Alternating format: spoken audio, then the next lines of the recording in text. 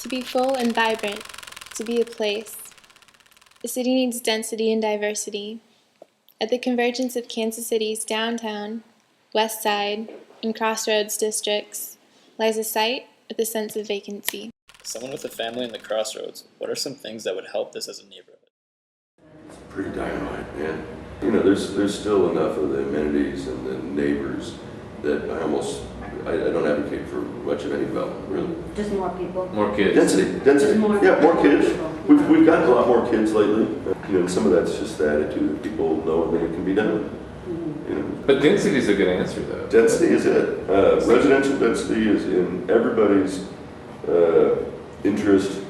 I'm a proponent of taxing water, electricity, and everything else for every block it has to leave from the center of town. It's interesting. From an architectural standpoint, you've got homes from 1870 through the turn of the century into the 20th century, but you don't have any homes. I mean, there are decades that are just completely missed as far as any kind of development, as far as residential goes, and then you go into the 21st century. Why do you think that is?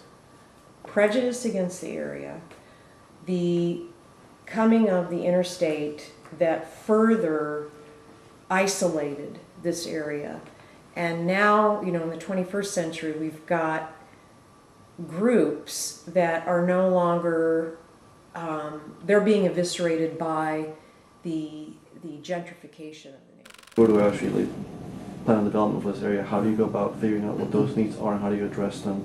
I mean, some of it's market research. Like you look, like on the residential, you can look at downtown occupancy is in the high 90s right now, so it's like 98% or something of everything that's rented, including condos that are rented. And so you just say, okay, hey, there is a demand here because that's kind of at a level that is saying people want more, but you also combat that against what prices people are willing to pay. There's a lot of opportunity for this site. What could you imagine being there that would benefit the types of things that you're involved with in the West Side? Even having other opportunities for businesses to open in a place like that, whether it's like a new space to operate out of, whether it's a restaurant or whether it's a true grocery store that you can go get your meat and go get your bread and get your milk. So you're talking about a mixed use that caters to smaller businesses, maybe even startup businesses. Yeah, like startup, being able to have that opportunity. The fact is that you could set up, utilize the existing little two-story building on Washington Street and then set up small storefront space, small restaurant space, small courtyard space. I think they need to create a streetscape. A lot of entrances from the street, a lot of reasons to be on foot. I certainly think that you should build something interesting there. And whatever it does, I want it to generate not only sales tax revenue that is put back into the local area, but I want it to be a service, where I think it should be a service to the West Side, to the Crossroads, and to the Performing Arts Center. And I feel like that as soon as you turn the corner right there, that you're entering my neighborhood. So I want it to slow down, and I want it to be residential, and I want it to be smaller fabric so that you have a taste of that. I wouldn't mind something of the scale of the Performing Arts Center being further up the street, kind of like slam it down to this more gentle entry into the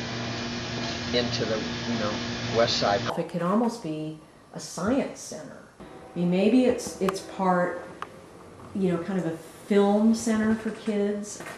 I know that there's so many people, even today, that just say, if you see anything that becomes available on the West Side, let me know. So affordable, make the housing affordable if that's how you're seeing it. All of the things that we feel are great about redevelopment and great about the vibrance of this area is really kind of a challenge and a threat to many people who live here.